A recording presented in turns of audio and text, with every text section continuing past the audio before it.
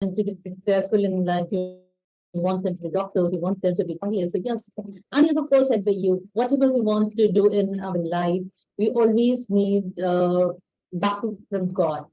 Without God says Yeah. nothing can be done. Nothing can be No done. way. And yes, no one in this world can do anything without the support of God, without the wish of God. And like you told, you are also traveling in different countries. So I think you're also an African ambassador and coordinator for Apostolic Prophetic Connection and so New Mexico, USA, and you're also ambassador for Africa Unity International Fellowship for Florida Project and Development Director. So, sir, I just wanted to know, so when you travel in different countries and you get along with the people from different countries, so how does it help in your mission? Yeah, yeah. Thank you so much. Mission is all about traveling. Mission is all about meeting other groups, other ethnic groups, other individuals. So I'm happy to do what I'm called to do, because right now I am sitting in Nigeria speaking to you there in India. Because the Bible says to go into the world and preach the gospel. He is actually helping me. I'm excited on being in global audience to speak to the people. It makes me excited because of we're gonna meet different weathers, different belief, different food, different accommodations, different traveling, but all in one. Is nice to be a missionary, traveling around, experiencing different culture, different way of life. For example, different, IQ and technology. So I was having a friend. I just been a friend the other day in India. So when he was telling me our profile, I was like, my God, such was like challenging my mind, to grow high, because when you get to different environments, you know, and see what happened there, it challenged you, it challenged your mentality, to grow, because if you don't travel, you're gonna stuck. But if you travel, you're gonna grow because you develop your mind according to what you see. So it helped me. Thank you. Yes, of course, traveling helps because when we travel and we meet people, we know about we know about them, we know about their culture, we know about the views the people are having all around the country. Otherwise, we all around the world, I may say. Otherwise, we are just limited to what we think and what some few people around us can actually help. And with this, we don't only discover the world, but we actually discover a lot of things about us also. It helps us to know us better also when we travel. And just one more thing, this actually just attracted attention to me was your member association of university and polytechnic champions. What is this? Can you just tell about this polytechnic and university? So how do you work for it? Okay, thanks so much. The Association of Universities and Polytechnic Chaplaincy is a body here in Nigeria, which bring chaplains in the polytechnic, that is private schools, and the universities together, you know, to sharpen them, to train them, to help them, give them the right information, how to undergo, chaplaincy, work in the universities and campuses. Don't forget, I told at the beginning that I do outreach in campuses called Youth Congress, where we gather the young students. In fact, that what actually attracts me to your organization is because it's a young, developing young minds. So in campuses, we are being a chaplain for more than 5 years with the Polytechnic. Right now, I'm in the board of the chaplaincy, overheading what happened there. So it's a body that help oversee what happened in campuses when it comes to chaplaincy. Chaplaincy are pastors, people that have been in school to make sure that they nurture, they help people to grow in different campuses. So this is basically on the youth side. So it's actually a very good opportunity for me to serve, to get to know how to serve, to relate with the youth, and how to tell them about Christ, and to let them know that, hey, that you can make it, you can make it, you can make it. So it's a privilege, a platform that gives me joy, to see I can serve, as a child of God, as a young person, as a youth as well, to make sure that, hey, you can make it and share the word of God with them. So it's good because sometimes we have conference in other campuses, We just travel down to those campuses and spend days, learning more things about education. I'm actually excited because it opened my scope into new ideas, new, innovations, creativities, and it challenged my mind because when mind is challenging, the mental is challenging, we are growing. I'm not growing on the height, I'm growing in the mind. So thank you so much. Because growing in the mind is more important than just we have to think because the world we are living in, we have to think about the innovation, the inventions, and we have to keep on thinking something new every day and doing something new every day. Yes, of course, that is important. And is there especially about your job profile, which I saw, like you started being a security person and then information officer, shipping manager, then a school chaplain, and now you're the founder of Grace Capital International. So can you just tell about this journey? How did it go on? Yeah, thank you so much. Thank you so much. But let me just quickly add this to it that I'm excited because I was able to join the conference on cyber crime, it was very, very informative. It was mind blowing. So well, I started young as a young person. After my school, I have to travel to Lagos, to stay and begin in my life. But I remember I told my parents, myself, I said, I'm gonna make it in life. I'm gonna make sure I go the right way. So it was great privilege for me to start up there in Lagos. So I go to school. I went to Chartered Shipping in Lagos.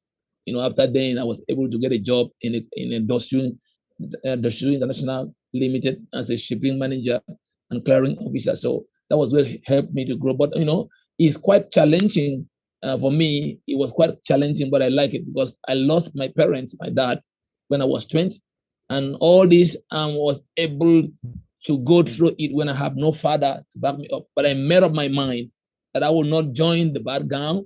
I will not go into crime. That I'm going to work so hard to become who I am. So have nobody, but I had God and had hard work and dedication. Was able to scale through, into those, into those jobs in Lagos. I'm a trained security by God's grace. And from there, moved into to the school of shippings and get a job. And finally, God said, "Hey, you have been working. It's now time for you to start doing the real purpose you were born." So, in fact, I'm going to tell anybody I want to listen to, say, when you are born, your destiny is in God's hand. He knew how to take you. We are going because it's a step by step. But I can tell you, my experience in job, in getting a job, has really built me up in ministry now. Because now I can tell you, I am toughened, I am hard to go to any nation because I have known what I've learned in the job market as a shipping, manager, going to the different ports, working with the banks, shipping lines, and getting stuff out of the port. So in fact, it was a great time working. Thank you. Yeah, really, that would have been a great time for you and like learning, especially as you told about your father passed away when you were very young, and after that, how you progressed, how you worked hard, and that's really inspiring, and there's so much to learn from you.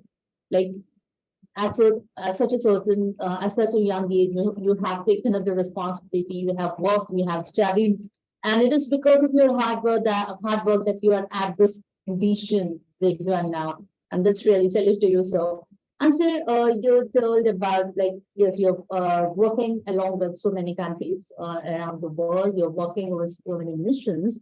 So do you find sometimes difficult to get along with the people or like, any of the difficulties that you face during your work? Please, can you say that again?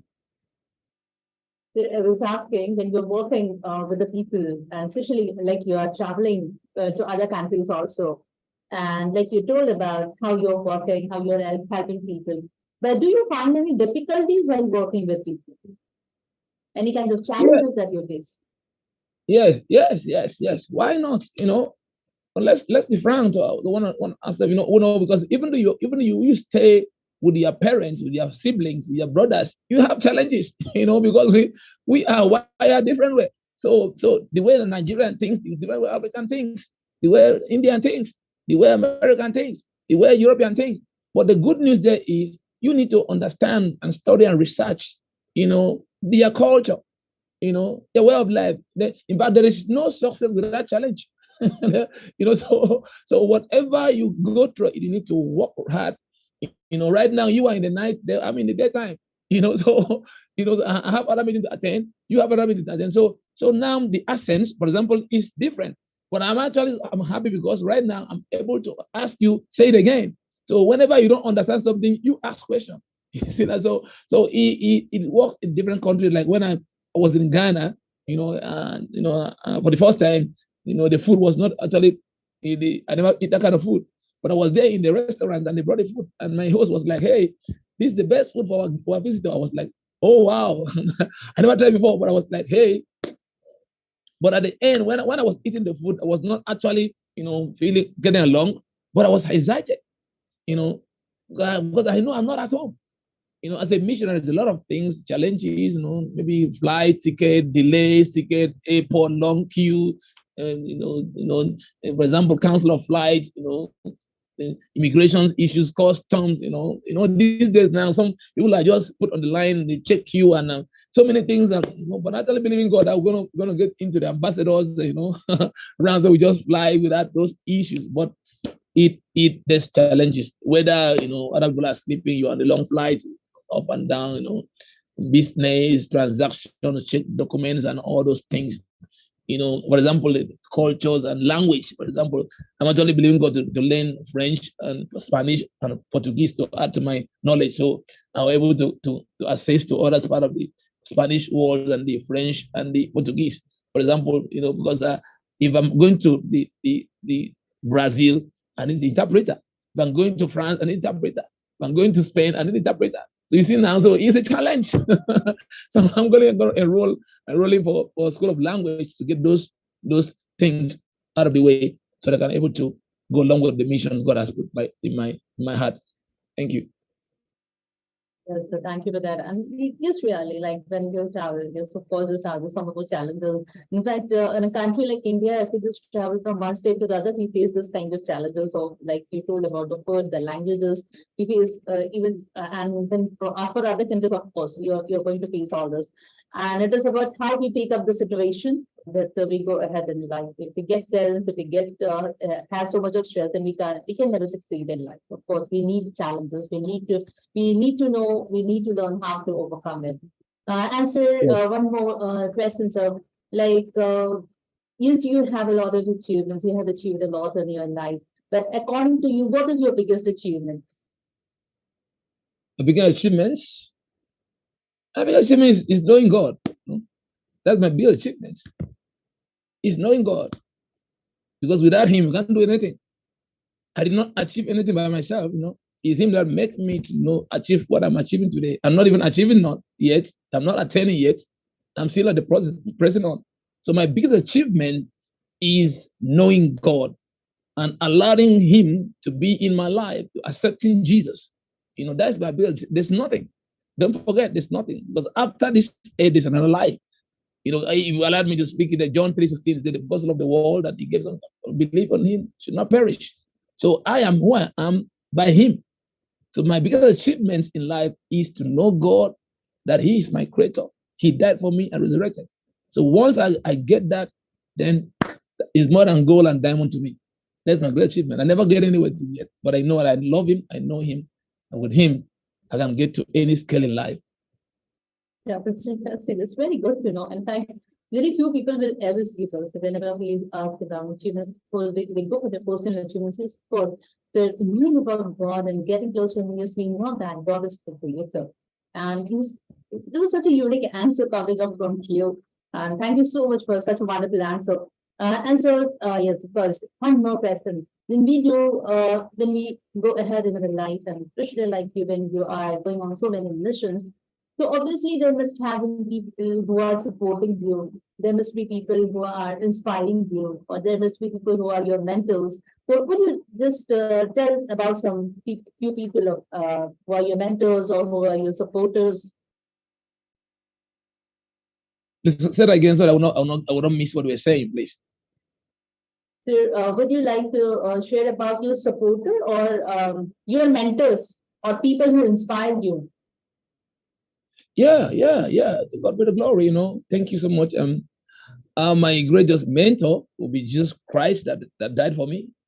That's the greatest mentor. That's the best. The second is my mom. I told you my mother. I'm the last child of the family of eight, the last born. My mom was so hardworking.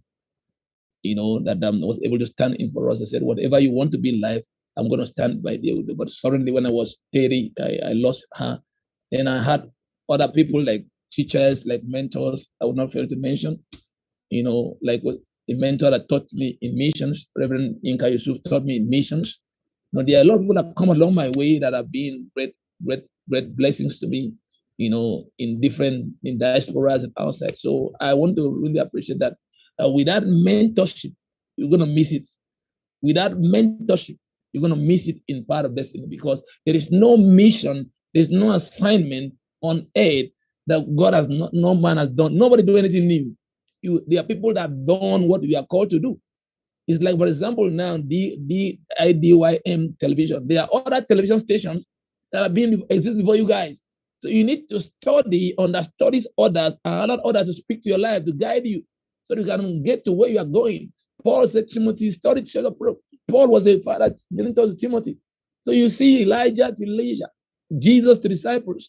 So if you want to succeed, you must be able to have mentors, fathers that guide you and teach you.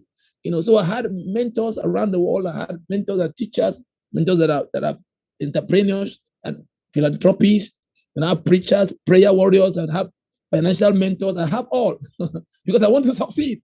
The epitome, like Solomon was the epitome of knowledge. You cannot succeed if you don't have knowledge, and you need to be vast in what they are doing. So I had some mentors. I thank God for their life. I'm not be able to mention their names, but I can tell you they are awesome. The likes of Dauza was a phenomenal preacher in Africa. You meet Dr. Paul Eneche, Reverend Yinka Yusuf,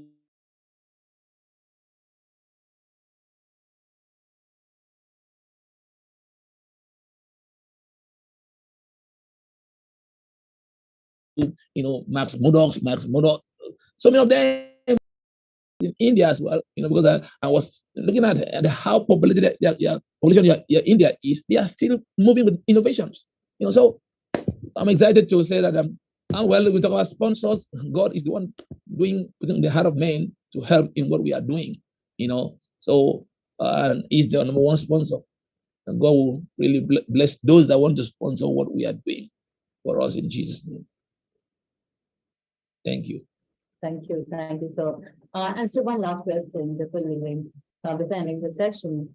Sir, can you just share about some of your future goals, any long-term or short-term goals that you must have set to yourself? Yeah, I have short-term goals and long-term goals. My short-term goal is to stay focused and get the assignment that I had in my hand established. My long-term goal is to be the best in my career, and the best in the field. That's why I'm acquiring much knowledge. Thank God for inviting me here now to stand with the global audience and face it, because this is a big, opening for me. Right now the whole world is watching me. So my long-term goal is to make sure that I'm the best in what I'm doing. I want to fulfill what God brought me here on earth. That's my long-term goal. I want to return back to my Creator empty, finishing what He sent me to do on earth. That's my long-term goal. And by so doing that, I want to make sure that we cover all the nations and continents of the world are going to reach Christ, going to reach out, do missions, and reach out to the poor, to the privileged, to build schools, look at that, hospitals, and have crusades in major cities in their stadiums.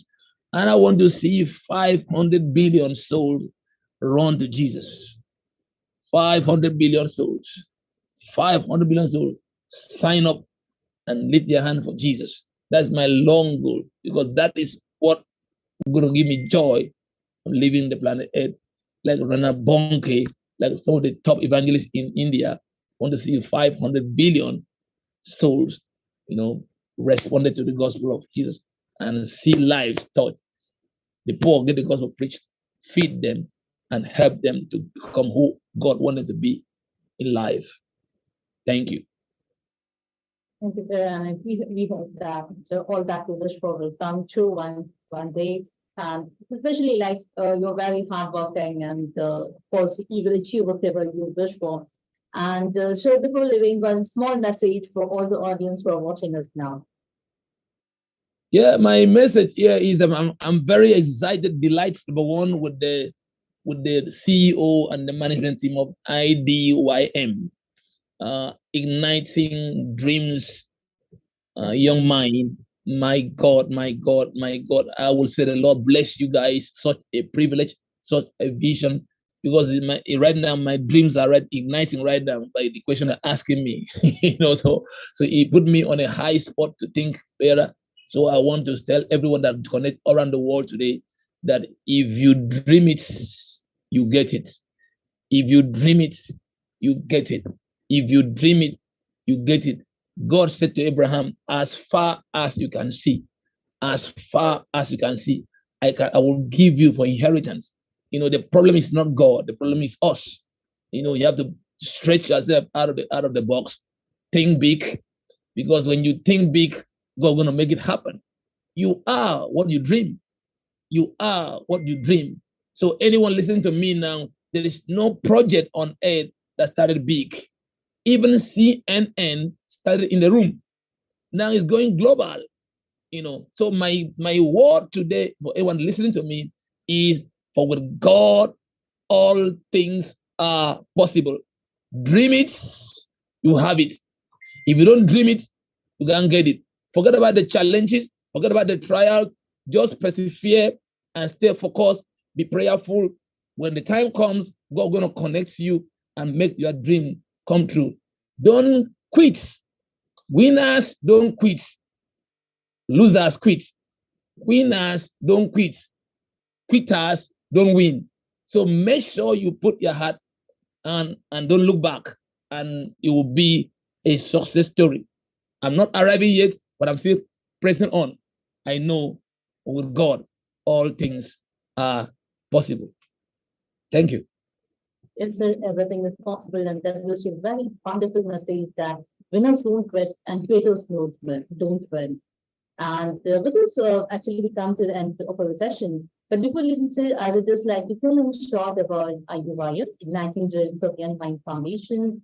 It is working in more than 150 countries, and its main motto is to create awareness and educate the school children about space and satellites. And it regularly conducts workshops and online, offline for the school and college students. And till now, IDYM has given free trainings on satellites and space to more than 1.5 lakh children around the world.